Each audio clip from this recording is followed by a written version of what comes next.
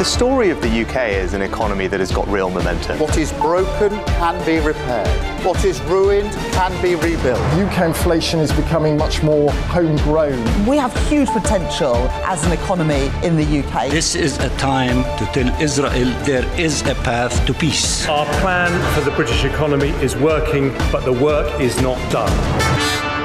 Hello, you're listening to Bloomberg UK Politics. I'm Caroline Hepker. And I'm Stephen Carroll. Welcome to the programme. It's Wednesday, so we're watching Prime Minister's questions, and it's yet another day we're worried about a challenge to Rishi Sunak. Yes, there's going to be plenty of material, really, for the opposition leader Keir Starmer that he could use in terms of Conservative Party disarray, as well as plenty of copy for the Telegraph newspaper.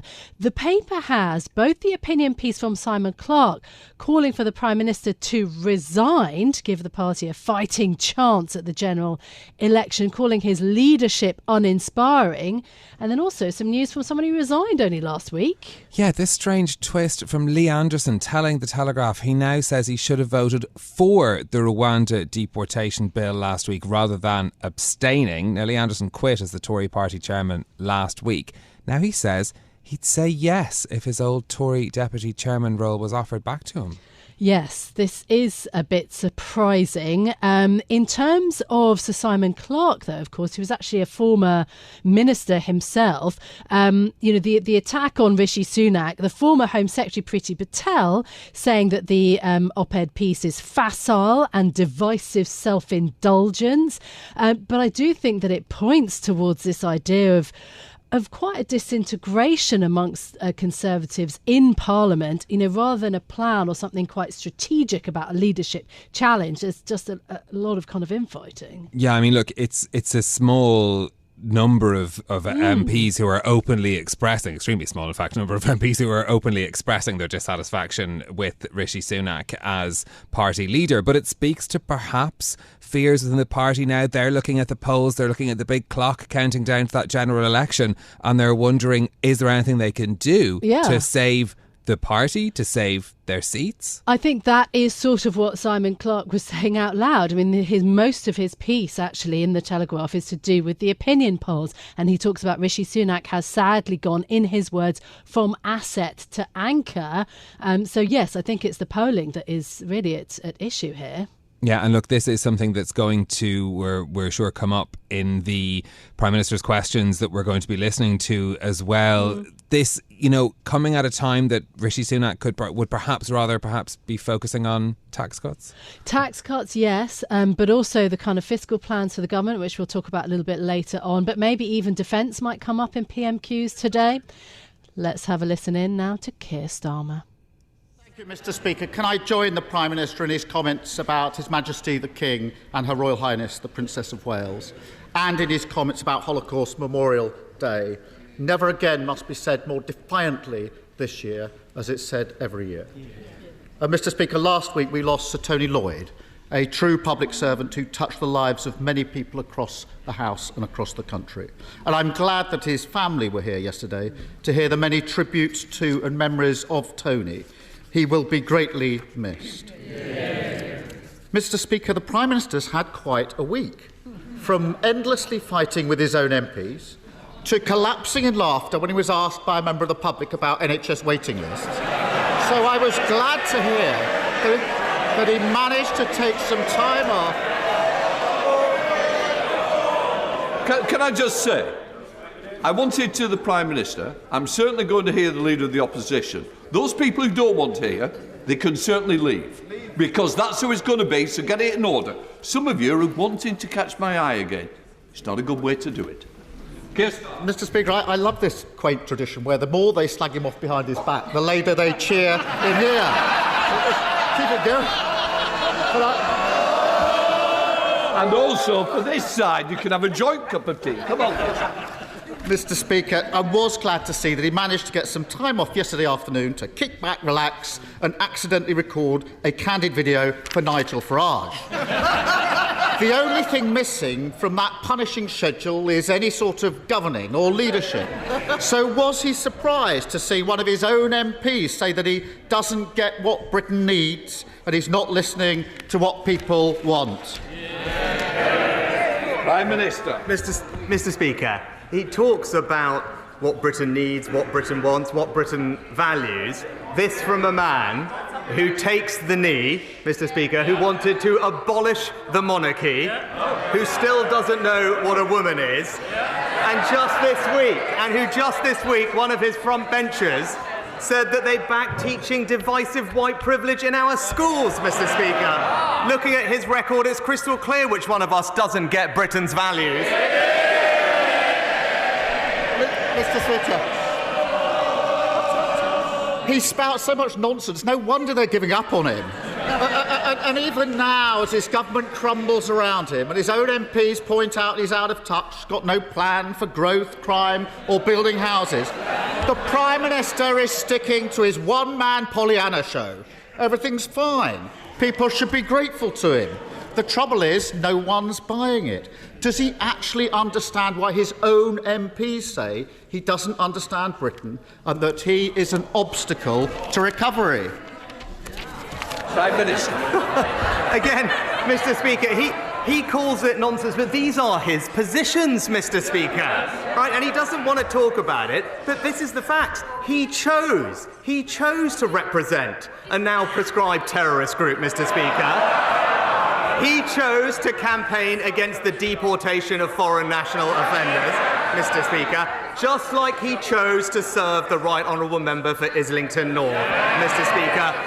That's his record, those are his values, and that is exactly how he should be judged. Mr. Speaker, in 2008, I was the Director of Public Prosecution, putting terrorists and murderers in jail. He was making millions betting on the misery of working people during the financial crisis. And we've seen this story time and time again with this lot. Party first, country second, safely ensconced in Westminster, they get down to the real business of fighting each other to death. The country forced to endure their division and chaos, the longest episode of EastEnders ever put to film. Meanwhile, this week we discover that Britain is going to be the only major economy that no longer makes its own steel. That the government is handing out £500 million to make 3,000 steelworkers redundant. And that the parents of thousands are being told that his free childcare promise is nothing but a mirage. Isn't he embarrassed that the Tory party is yet again entirely focused on itself? Mr. Speaker, there's yet more sniping from the sidelines. Yeah, you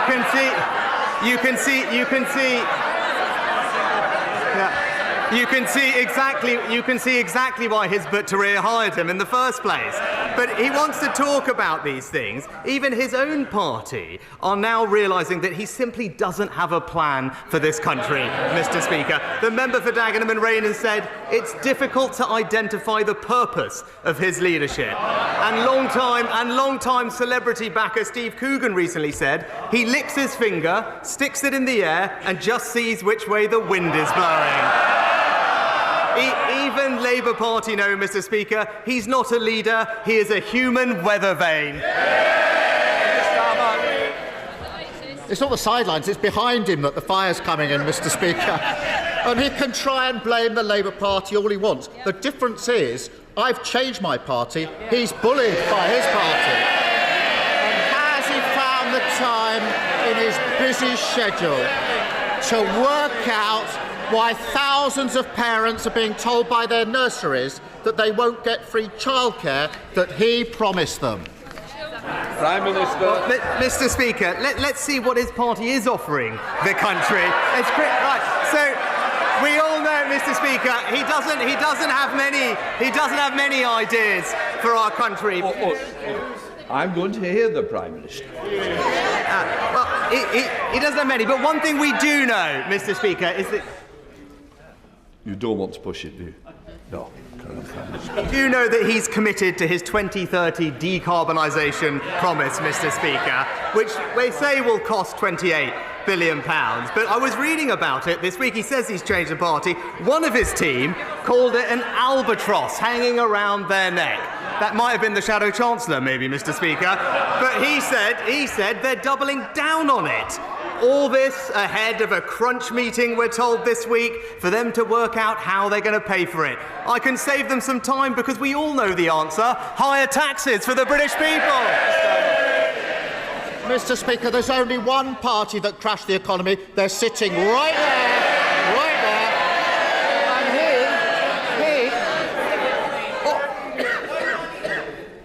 Oh, Mr. Holmes, you've had your question already. Obviously, you don't want to remain for the resident. Keir Starmer. He is Mr. 25 tax rises, and he's got nothing to say on childcare. Millions of families will have been listening for an answer, and they got absolutely nothing. He announced that scheme a year ago, claiming it would get 60,000 parents back into work. Only on Monday of this week did he notice there was some, in his words, practical issues with that. 8 weeks before its launch, parents can't budget, plan for work, or make arrangements with their employers. And the Prime Minister's response is to say, it's all fine, it's the fault of the Labour Party. Is this merely a practical issue, or is it yet another example of him simply not understanding how life works for other people? Mr. Speaker, we're delivering the biggest ever expansion of childcare in this country's history, Mr. Speaker. But while millions of parents will benefit from that, again, it's right that he should come clean with them about the cost that his plans will impose on all of them. He goes on and on about the Green Promise, Mr. Speaker. He says he wants to keep it. But he doesn't have a plan to pay for it. What he's really saying is he'll scrap the borrowing associated, but he wants to keep the £28 billion of spending. So, for all those working families who are benefiting from our free childcare, he should come clean with them now. Why doesn't he come clean with them now? Come clean with them now and just be clear, his plans mean back to square one and higher taxes for British people. Mr. Speaker, making steelworkers redundant and failing to provide childcare is not a plan, Prime Minister. It's a farce. It's a farce. And he may soon discover that with childcare, there's an IT problem. Nurseries haven't got the spaces. They haven't got the staff. There's a black hole in their budget, and it's 8 weeks to go. That isn't a plan. And families across the country, well, they can laugh all they like. Families are making plans now. They laugh at it, of course they do. Families are struggling with a cost of living crisis, trying to work out the household budget, balancing spiralling mortgages, prices and eye-watering bills. And then at the last minute, they're thrown into chaos because their nursery says they can't deliver the free childcare he promised. Now, he calls that a practical issue. But I preferred the honesty of whichever of his colleagues briefed to the Times that it was, and I quote, a complete shit show. Who was it who briefed that to the Times? Hands up. Will the Prime Minister finally realise... I'll decide how long the question goes. Those who wish don't hear it, I've told you the answer, and I'll help you on the way. Keir Starmer. When will the Prime Minister finally realise that the biggest practical issue facing Britain is the constant farcical incompetence of the government that he leads? Mr. Speaker, another week with no ideas, absolutely no ideas as country, and absolutely no plan. He talked about the cost of living, Mr. Speaker, he talked about the economy, but he never actually brings it up, and we all know why, Mr. Speaker, because things are improving and we are making progress. Wages now rising, Mr. Speaker, debt on track to be reduced, and inflation more than halved from 11% to 4%, because he actually knows that our plan is working and that his £28 billion tax grab will take Britain back to square one. And that, Mr. Speaker, is the choice. It's back to square one and higher taxes with him, or a plan that's delivering a brighter future with the Conservatives. So that was the Prime Minister's questions then, ending with the Prime Minister there. I mean, that really did feel like the beginning of some very personal, very pointed attacks, actually on both sides. I mean, the Labour leader started by recalling that video. Did you watch it? The woman in Winchester?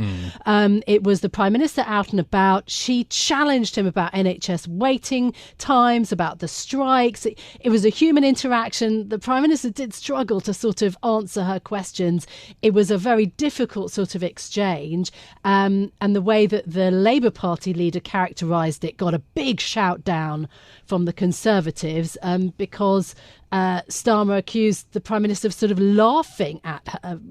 Not sure whether the video reflects that, but that was his view. Yeah, I mean, look, there were, comments made on both sides, I think, which were taking versions of what may actually have happened and making political points with them. But it certainly was a particularly as personal attacks, I think, from both sides on this phase as well. Keir Starmer saying that Rishi Sunak spouts so much nonsense, no wonder his party's giving up on him. And there were references to the infighting in the Tory party as well, including, and we should apologise for the strong language used by Keir Starmer when making reference to comments been made about Rishi Sunak behind his back as well. But this is, becoming a greater theme, I think, through these Prime Minister's questions as well, where the Labour Party is trying to make reference to the, the infight and the chaos as they see it within the Tory party, and Rishi Sunak sticking to his mantra that with Labour it'll be back to square one, there's no plan, and that the Conservative Party is the party with the plan as well. I was interested to see the childcare discussion came up so much. So, of course, it's been a big topic of discussion. The first part of the government's help for childcare is supposed to come into operation in April. There's been a whole myriad of problems with it, IT among them, but the problem of there being actually supply available, enough people available to be able to provide those childcare hours. Yes, but also fundamentally pay of how much the government reimburses, as well as the fact that we know many nurseries shut down as a result of the pandemic. You're right, the difficulty of delivering.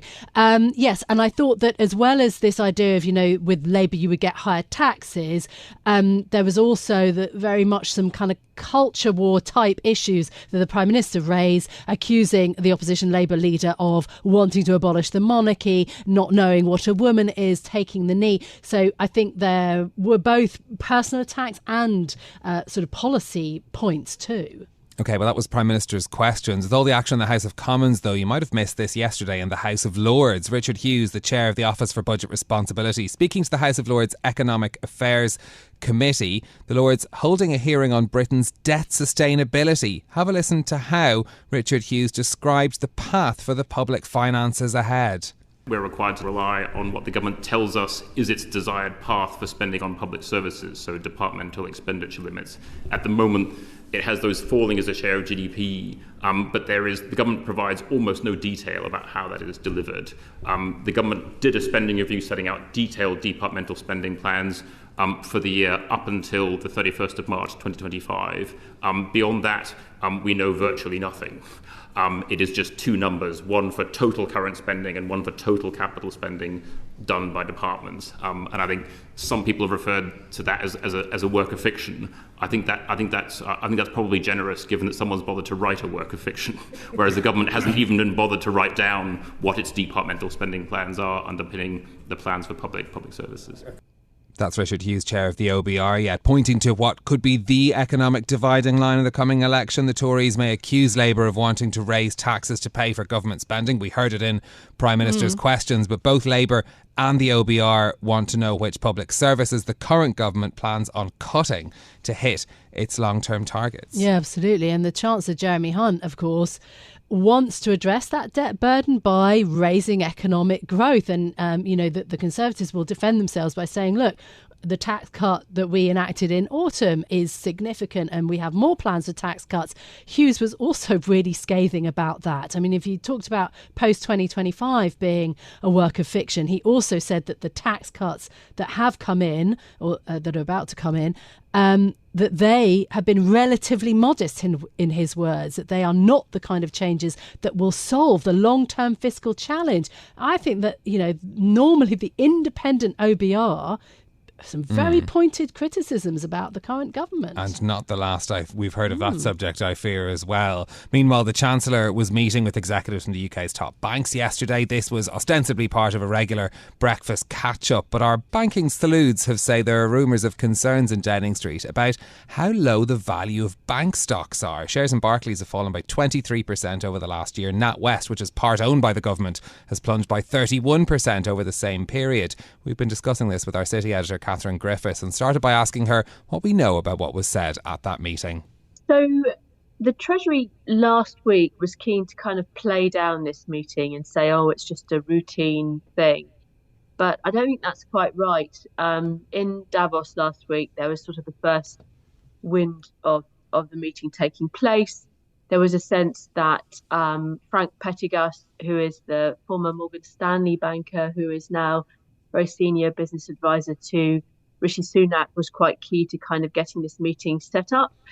And certainly the big bank CEOs and senior executives kind of scrambled towards the end of last week to kind of gather their ammo on to make their arguments for this meeting. They did lots of prep. I was hearing last night from an investment banker that they called up all their investment bankers and asked for lots of kind of data to kind of back up their arguments about how banks are indeed quite lowly valued in the UK compared to particularly in the US. So that was the kind of context going into it. Okay. I mean, what is the proposal of how to sort of improve this situation? I mean, valuations, although it particularly affects the banking stocks at the moment, is sort of an issue across the London market, isn't it? So is there any sense from this meeting that there is a plan or some way to think about low valuations? So exactly as you say, it was a bit of a strange premise for the meeting, I think, because yes, across the London market, lots of different companies are feeling pretty unloved. There's this sort of overriding feeling that they just aren't really the kind of buyers of the share. People came out of the meeting saying it was constructive, but I think the reality is they feel a bit frustrated. I think there were various sort of rumours swirling around. One was that there was a hope that there would be a sort of frank discussion about some of the kind of regulatory burdens and political interference in the banking sector that we've seen lots of. But I think in the end, the executives chose not to kind of go down that path in a sort of semi-public forum with their peers there. There was talk of the NatWest shares in particular, because of course the government has said it wants to sell down some more of its shares to investors this year. And so, of course, the government would like to see NatWest shares particularly get a bit of a boost. But I don't think that was actually then formally put on the agenda, but certainly it was what people were thinking about going into it. And then there was that sense of, actually, we have some very big systemic banks in this country, and it's really in everyone's interest for them to be sort of properly valued. But how you actually bring that about is incredibly difficult, because a lot of it is just macro. It's the economy, it's uncertainty about inflation that the UK battles with, as do many other countries. When we look at the world and the uncertainty and the turmoil of what's happening, the sense that people are optimistic about interest rate cuts this year, but actually, will they really come about? All these things massively affect bank share prices. But then if you really get to the hub of it, yes, UK banks are undervalued, particularly compared to the US peers. And that sort of frustration that the government announced these Edinburgh reforms to sort of boost the stock market and modernise markets, and they haven't really fed through anywhere really into higher share prices. So I think there's a desire to do something about it, but it's quite difficult to know what they can actually do. Yeah, where are we with the Edinburgh reforms, Katherine? Because they were promised as being quite a big reform to the financial sector, removing EU-era regulation, changing some of the rules around what banks are able to do, notably scrapping the bonus cap, among other issues as well. I mean, has it made a material difference? No, it hasn't yet. I think they're slowly feeding their way into the system. Quite a few of them haven't yet been enacted. There are things like changes to the ring fencing rules, which may mean banks can kind of be a bit more competitive in the way they use their capital. But a lot of these things haven't actually happened yet. And then, of course, we're all very well aware that this government is on the clock, that it may well not be the government for, more than a year or so.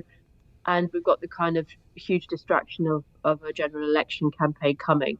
We've got the budget coming in a few weeks, so that may be interesting to see if there's any further kind of pro-city, pro-competitiveness measures. But I think people largely feel that quite sympathetic to Jeremy Hunt, the Chancellor. In the financial services sector, they quite like him. They think he's a sensible person, but they certainly think the Conservative Party over time has been distracted and unfocused and prioritising the wrong things. And of course, as we saw in Davos last week, they're increasingly turning their attention to what the Labour Party, if they do win power, will actually do as the party in power in financial services. Yeah, indeed. I mean, also, one could take a little bit of issue, couldn't we, with the focus on comparing UK banks to US banks, why the comparison isn't actually to banks that are perhaps more similar to the UK in Europe. But I mean, I take all of your points, very interesting. I mean, on the grapevine, there's also this idea when it comes to the Labour Party, as you mentioned, that they may be finalising their financial services policies actually quite soon. So again, this is, I mean, it's hugely important for the services industry that the UK is based on, for the City of London, for financial services. What do you think might be in those plans or policies? Yes. Certainly people will be very interested to see, and particularly I think they'll be interested to see if those plans and policies are actually explicit. I mean, we may see something there's been talk from both parties, but I think Labour's quite interested in this idea of these very long-term mortgages, which could be quite interesting for people in terms of trying to get people onto the housing ladder who can't afford it at the moment. And that could also be good for the banking sector. They would obviously love to be able to provide these products if they can find a way to finance them in a sensible way. There's been a lot of dabbling around how to get more pension money into investments. And there was talk in the autumn, towards the end of the year, about could you find a way to kind of make ISAs a vehicle for kind of members of the public to invest in more growth assets. The Conservative Party didn't really go down that path in the end. Again, I think Labour's very open to those ideas if it can find a way of doing them in a sensible way.